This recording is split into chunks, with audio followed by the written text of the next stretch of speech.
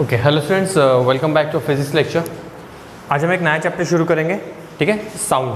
आज हम चैप्टर शुरू करेंगे साउंड, ठीक है। सभी को पता है साउंड क्या होता है, पर्टिकुलर आवाज़, जिसे हम हिंदी में कहते हैं साउंड, ठीक है। ओके, सबसे पहले बेसिक हम ये चीज़ सीखेंगे कि साउंड क्या होता है। साउंड एक फॉर्म ऑफ एनर्जी है।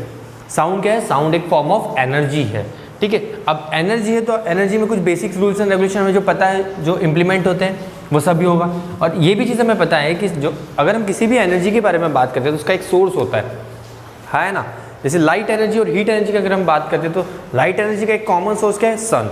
हीट एनर्जी का कॉमन सोर्स सन, ठीक है। तो ऐसे ही जब भी हम बात करते हैं कि एक एनर्जी के बारे में जब हम स्टडी करते हैं, उसका एक कभी ना कभी एक सोर्स होता है जहाँ से वो साउंड जनरेट होता है, ठीक है। साउंड एक जनरेट होता है। तो साउंड क्या है? Sound is a form of energy that produce a sensation of hearing in our ears. मतलब साउंड एक फॉर्म ऑफ एनर्जी। अब साउंड देख सकते हो? नहीं, साउंड आप देख नहीं सकते, पर साउंड एक फॉर्म ऑफ एनर्जी है जिसका सेंसेशन जब आपके ईयर ड्रम्स पे हिट करता है तो वो वाइब्रेट करता है। ईयर ड्रम्स आपके वाइब्रेट करते हैं, तो इसे हम कहते हैं कि हाँ, हमें एक साउंड सुनाई आया है, ठीक है। हम साउंड सुन सकते हैं, ठीक है। तो ये सारी चीज़ें हम इस पर्टिकुलर चैप्टर में देखेंगे, ठीक है। साउंड की कैरेक्टरिस्टिक्स देखने वाले, आगे हम देखेंगे कि साउंड की कैरेक्टरिस्टिक्स कैसे है, साउंड का प्रोपोगेशन कैसा होता है, what are the condition in which sound propagate, और what are the wavelengths, characteristic property, ये सभी, स्पीड ऑफ साउंड, ये सारी चीज़ें हम देखने वाले हैं, ठीक है। ओके, तो हम शुरुआत करते हैं। साउंड साउंड क्या है? Sound is a form of energy. सबसे पहले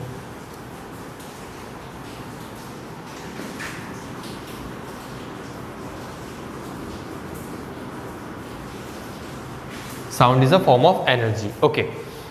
अब ये साउंड प्रोड्यूस कैसे होता है सर? साउंड प्रोड्यूस कहते हैं, साउंड प्रोड्यूस होता है बाय मीन्स ऑफ वाइब्रेशन।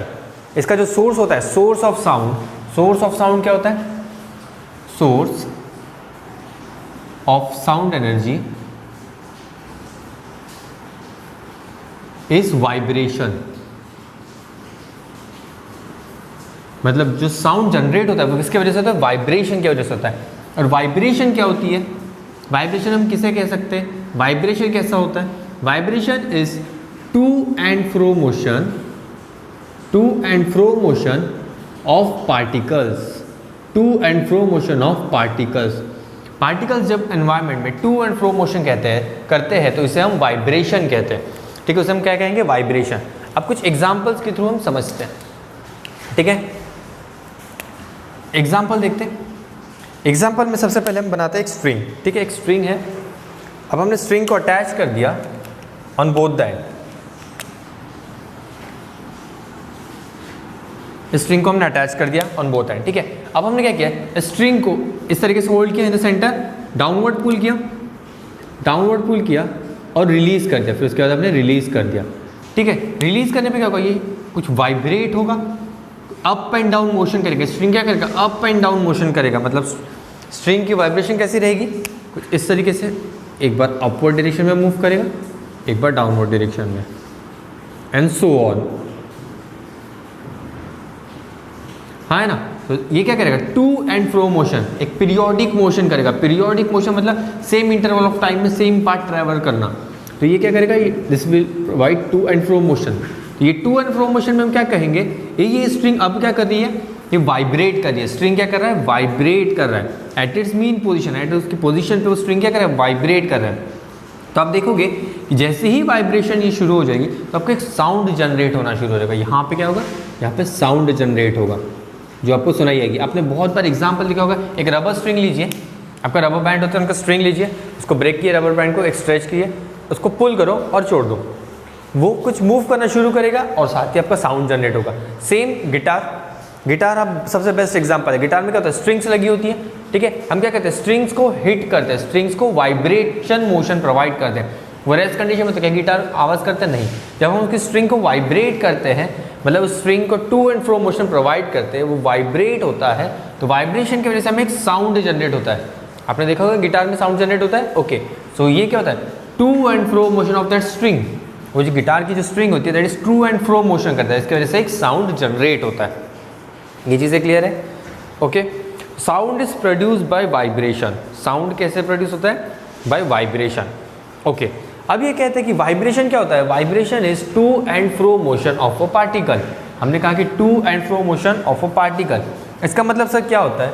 इसका मतलब ये होगा कि अगर हम पर्टिकुलर बात कर रहे हैं एनवायरनमेंट में, एनवायरमेंटल कंडीशन के बारे में बात करते हैं, एनवायरनमेंट में क्या होता है? पार्टिकल्स होते हैं, एनवायरनमेंट में बहुत सारे पार्टिकल्स हो गए। अगर मैं यहाँ पे एक सोर्स लगा दूँ, ये सोर्स है, ये स्पीकर है, यहाँ पे हमने अप्लाई कर दिया, ठीक है, ये स्पीकर है जो फुल साउंड में वाइब्रेट हो रहा है, फुल साउंड जनरेट करे, तो इस क्या करेगा? हमने कहा था साउंड का एक फॉर्म ऑफ एनर्जी है, फॉर्म ऑफ एनर्जी। अगर हम इस पार्टिकल्स के बारे में बात करते हैं 1 2 3 4 जो 7 to 8 पार्टिकल्स यहाँ पे जो अरेंज है, अभी ये ऑफ कंडीशन में, जो स्पीकर है वो ऑफ कंडीशन में, ये क्या है? स्पीकर एक लाउड स्पीकर है, ठीक है।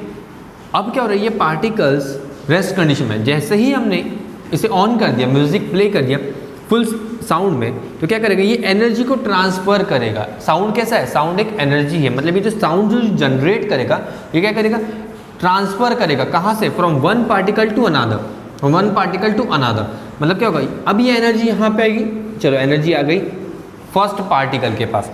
अब ये पार्टिकल के पास ये रेस्ट कंडीशन में था, अब जैसे इसके पास एनर्जी आ गई, रेस्ट कंडीशन में इसकी एनर्जी कंसिडर करते हैं मिनिमम एनर्जी है, मतलब ये अपने पोजीशन पे नहीं हिल रहा है, ठीक है, मिनिमम एनर्जी के साथ बैठा है। अब इसके पास मैक्सिमम एनर्जी, ये साउंड ने क्या कि इसे एनर्जी प्रोवाइड कर दी, अब इसके पास बहुत ज़्यादा एनर्जी आ गई, ठीक है, उसकी मीन जो इसको रेस्ट कंडीशन से एक मोशन कंडीशन में ले गई, तो ये वाइब्रेट करना शुरू हो गया, to and fro, up and down. आपने देखा होगा जैसे पर्टिकुलर किसी पर्सन के पास अगर लिमिटेड अमाउंट ऑफ मनी है तो वो क्या करता है? वो एक नॉर्मल सी लाइफ जीता है, ठीक है। अगर बहुत ज़्यादा अमाउंट है, उसके पास पैसा आ जाता है, बहुत पैसा, तो क्या करता है? बहुत सारी डिमांड्स होती है, बहुत सारी चीज़ें पार्टीज़ करता है, ठीक है, ये सारी चीज़ें करता है। मतलब क्या होता है? जब ज़्यादा अमाउंट ऑफ आपके पास एनर्जी आती है तो आप वाइब्रेट करना शुरू करते हो, आप अपनी पोजीशन छोड़ के वाइब्रेट करना शुरू कर देते हो, ठीक है। अब क्या करेगा? ये एनर्जी क्या स्पीकर क्या कर रहा है? कंटिन्यूस एनर्जी से प्रोवाइड कर रहा है, कंटिन्यूस एनर्जी जा रही है, ठीक है, नॉन स्टॉप एनर्जी। अब इसकी भी इस पार्टिकल की लिमिट होगी, ठीक है, पहले कंसीडर करते हैं 0, इसकी लिमिट 10 है, अब 10 इसकी लिमिट है, पहले 0 कर, सब 0 कंडीशन में, अब इसकी लिमिट आ गई 10 अमाउंट ऑफ एनर्जी यूनिट इसने गेन कर लिया, फिर भी एनर्जी प्रोवाइड करे, वो 11 12 13 सो ऑन प्रोवाइड करे। अब इसके पास एनर्जी नहीं, तो अभी क्या कहेगा?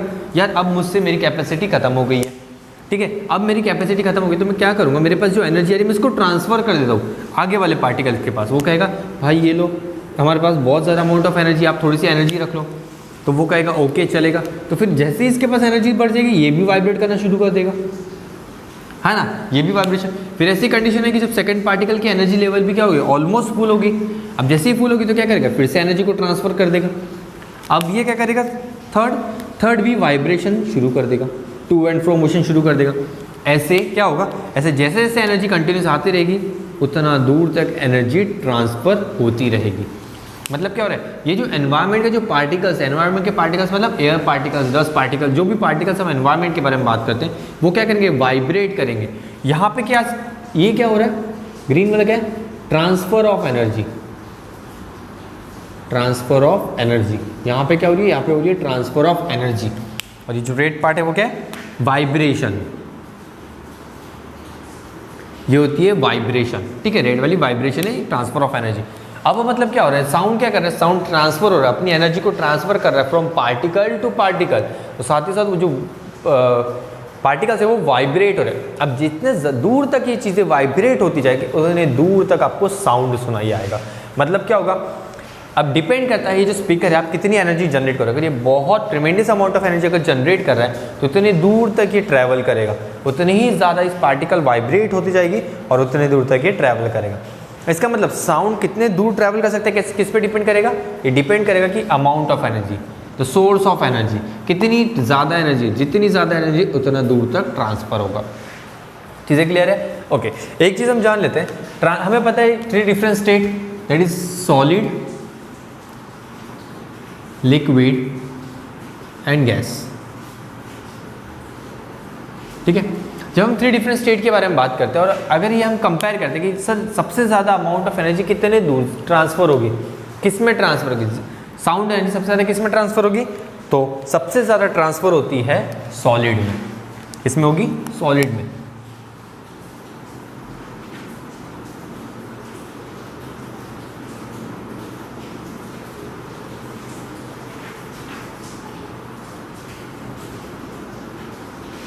फिर लेस देन सॉलिड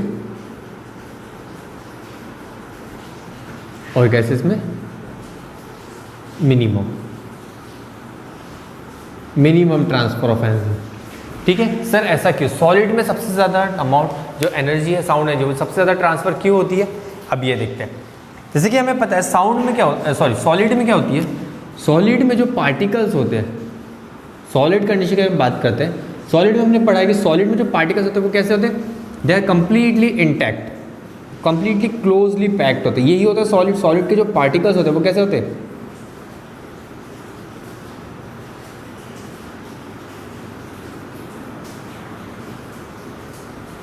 ये हो गया सॉलिड स्टेट। ठीक है, अगर हम बात करें कि एक एनर्जी ट्रांसफर हो रही है, चलो ये एनर्जी आ गई, यहाँ तरफ से एनर्जी आ गई, दैट इज साउंड एनर्जी। ठीक है, एनर्जी कह रहा हूँ मतलब साउंड एनर्जी कंसीडर करना है, ये साउंड एनर्जी आ गई। अब क्या होगा? सबसे पहले साउंड एनर्जी रिसीव कौन करेगा? फर्स्ट। ठीक है, ये सेकेंड, थर्ड,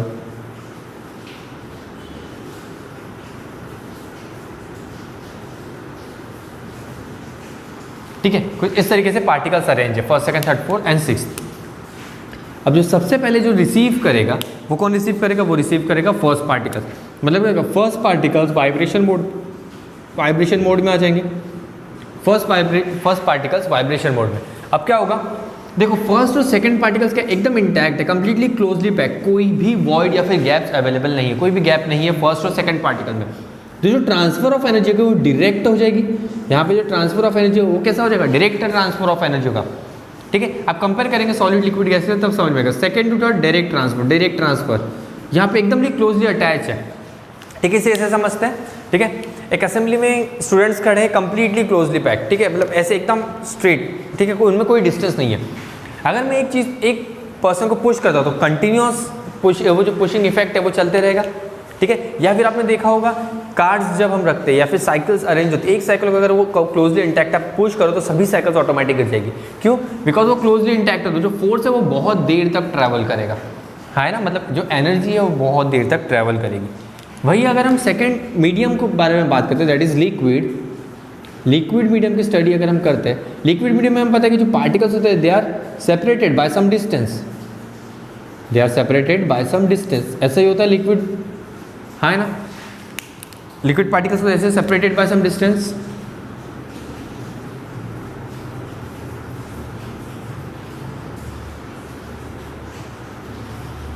ओके, यहाँ से हमने एनर्जी प्रोवाइड कर दी है, ये हो गई हमारी एनर्जी।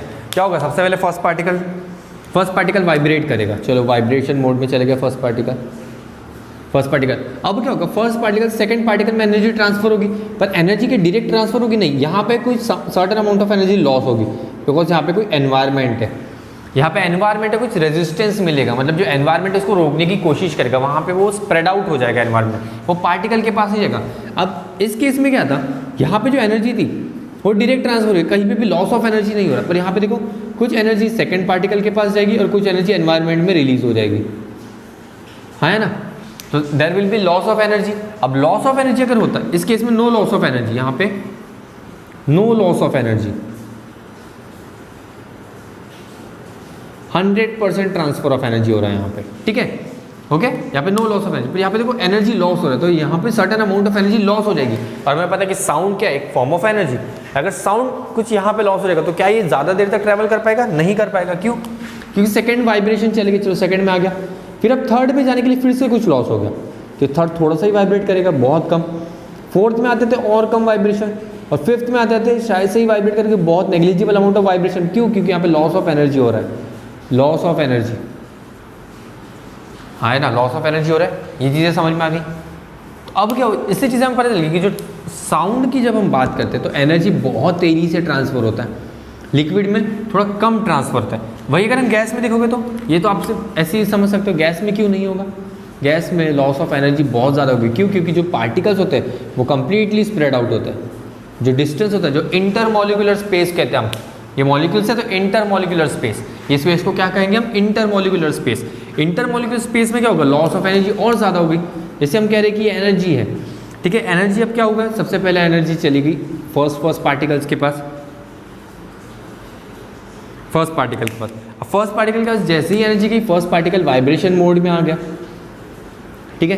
पर अब क्या हुआ? जब सेकंड पार्टिकल उसको डिस्टेंस, वो बहुत ज़्यादा डिस्टेंस ट्रैवल करना पड़ा, बहुत ज़्यादा डिस्टेंस ट्रैवल करना। अब इस डिस्टेंस की वजह से लॉस ऑफ एनर्जी भी ज़्यादा हो जाएगी, लॉस ऑफ एनर्जी क्या होगा, लॉस ऑफ एनर्जी ज़्यादा हो जाएगी।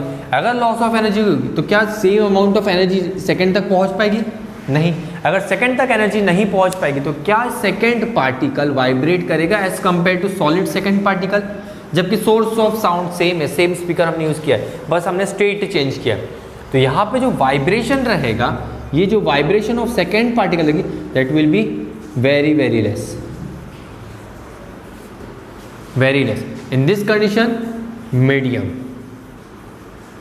और यहाँ पे मोर।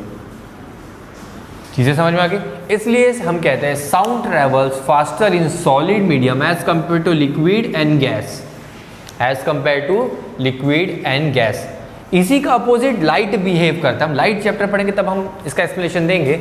लाइट क्या करता है, light travels faster in gas and slowest in solid. चीजें क्लियर है? ऐसा क्यों सर, रीजन क्या है? लाइट भी एक फॉर्म ऑफ एनर्जी है, साउंड भी एक फॉर्म ऑफ एनर्जी है, तो सर ऐसा रीजन क्यों है? अब हम समझते हैं लाइट और साउंड ऐसा डिफरेंस कैरेक्टरिस्टिक प्रॉपर्टी क्यों दिखाता है, जबकि दोनों क्या, लाइट भी एक एनर्जी है, साउंड भी एक एनर्जी है। पर हम कहते हैं sound travels fastest in solid and slowest in gas, but light is sound, but light is just opposite, light travels faster in gases and slower in solid. Reason क्या है? अब जो लाइट है, सोर्स क्या है इसका, सन। लाइट का source सन, तो सन जब पर्टिकुलर लाइट एमिट करता है तो वो क्या करता है, एक पार्टिकल के फॉर्म में एमिट करता है, और ये पार्टिकल क्या करता है, पार्टिकल कंप्लीटली जाके ट्रांसफर होता है। ये पार्टिकल में energy, particle to particle energy transfer नहीं होती है लाइट में। लाइट में एक कंप्लीट पार्टिकल में एनर्जी कंप्लीटली पैक्ड होती है, एक पैकेट होता है, पैकेट। जैसे हमारे घर पे पार्सल आता है, पार्सल कैसा होता है, कंपनी से रिलीज होता है, सीधा पैकेट आता है। चीज़ें क्लियर है? तो वो हो गया। पर एक ऐसे समझते हैं, हमने एक ऑर्डर किया कुछ, ठीक है, एक डोमिनोज का पिज़्ज़ा ऑर्डर कर दिया। अब वो क्या होगा, डोमिनोज से कंप्लीटली पार्सल होकर हमारे डोर स्टेप तक आएगा, तो वो लाइट होता है। लाइट ऐसा ही ट्रैवल करता है। जो सन से एक जो पैकेट निकलता है उसमें बहुत ज़्यादा एनर्जी होती है, वो एनर्जी कंप्लीटली ट्रैवल करती है पैकेट के फॉर्म में, उसमें बहुत, जैसे ही वो एनवायरनमेंट में आती है वो एनर्जी का पैकेट बर्स्ट हो जाता है, और जैसे ही बर्स्ट हो गया उसमें से हीट एनर्जी और लाइट एनर्जी निकलती है। इस तरीके से लाइट वर्क करता है। पर साउंड क्या करता है? साउंड का एग्जांपल हम ऐसे समझते हैं, जैसे हमारे स्कूल में किसी का बर्थडे है, चॉकलेट का पैकेट होता है, ठीक है। अब चॉकलेट का पैकेट जब वो ले जाता है, उसमें पैकेट में क्या है, बहुत सारे चॉकलेट है, मतलब बहुत सारी एनर्जी है। अब वो जब वो पैकेट ट्रैवल कर रहा है, पैकेट ट्रैवल कर, हर एक स्टूडेंट्स, उसका एक फ्रेंड एक एक चॉकलेट निकाल रहा है, मतलब क्या, धीरे धीरे जो एनर्जी है, मतलब चॉकलेट्स क्या हो रही है, कम हो रही है। लास्ट तक जब पहुँचेगा वो, लास्ट स्टूडेंट तक जब जाएगा क्लास के, वहाँ तक जो अमाउंट ऑफ चॉकलेट्स है वो कम हो जाएगी। तो वैसे साउंड बिहेव करता है। साउंड एक फॉर्म ऑफ एनर्जी है। चीज़ें क्लियर है? साउंड एक फॉर्म ऑफ एनर्जी है, इसे ऐसे ही समझना है, ठीक है। यहाँ पे एक चॉकलेट का पैकेट है, इसमें बहुत सारे चॉकलेट्स हैं, और ये जो लाइट होती है कैडबरी पैकेट है। ये क्या है? कैडबरी पैकेट है। कैडबरी ये कंप्लीटली पैक्ड है, ये पैक्ड है, यहाँ से गई डायरेक्ट बेस्ट फ्रेंड के पास। ये कैडबरी का पैकेट के बेस्ट फ्रेंड के पास जा रहा है, यहाँ से गया डायरेक्ट बेस्ट फ्रेंड के पास, वहीं पे जाके ओपन होगा। तो अमाउंट ऑफ कैडबरी कम नहीं हुई है, तो जितनी अमाउंट ऑफ रिलीज हुई थी उतनी ही अमाउंट वहाँ पे, क्योंकि कैडबरी पूरी कंप्लीटली पैक्ड है। वो तो सीधा जब जाएगा फ्रेंड के पास, जब डेस्टिनेशन पे पहुँचेगा तभी जाके वो ओपन होगी कैडबरी, तब तक हम ओपन नहीं करने देंगे किसी को। तो वो लाइट होता है। पर साउंड क्या होता है? साउंड एक चॉकलेट पैकेट है, इसमें बहुत सारे चॉकलेट, जब ये ट्रैवल करेगा तो जो भी बीच में आएगा क्या करेगा, एक एक चॉकलेट निकाल दीजिएगा, एक एक चॉकलेट, जब लास्ट तक जाएगा डेस्टिनेशन तो उसमें अमाउंट ऑफ चॉकलेट तो कम हो जाएगी, मतलब क्या होगा, अमाउंट ऑफ एनर्जी भी कम हो जाएगी। चीज़ें समझ में आ गया? इसलिए sound travel fastest in solid and lowest in gas. इसका और एक एग्जांपल है, आप रेलवे ट्रैक, जो रेलवे ट्रैक्स होती है, जो आयरन रेलवे ट्रैक्स होती है, आप अगर उस पर ईयर लगा के सुनोगे तो आपको ये समझ में आएगा कि बहुत जितने कहीं दूर अगर ट्रेन आ रही है आपको विजिबल नहीं होगी, still you can hear the sound, वो वाइब्रेशन जो जनरेट होगा वो आप सुन पाओगे। मतलब रेलवे ट्रैक पे वाइब्रेशन आप फील कर सकते हो, जबकि आपको ट्रेन विजिबल नहीं है। रीज़न क्या है? Because railway track is made up of solid, वो भी कैसा सॉलिड है? आयरन। रेलवे ट्रैक किससे बनती है? आयरन से बनती है। और आयरन की जो डेंसिटी होती है, डेंसिटी बहुत ज़्यादा होती है, तो density compact, iron is very completely compact particles से बना है, मतलब उसमें जो पार्टिकल्स है वो बहुत क्लोजली पैक्ड है, जिसकी वजह से जो एनर्जी है, जो साउंड एनर्जी फिर वाइब्रेशन है, वो बहुत दूर तक ट्रैवल कर सकती है। ये चीज़ें समझ में आ गई? तो ये होता है साउंड एंड इट्स वाइब्रेशन के बारे में जब हम कहते हैं। चीज़ें क्लियर है? ये पार्ट यहाँ तक आपको समझ में आ गया साउंड क्या होता है, साउंड कैसे बिहेव करता है ना? चल ओके, थैंक यू।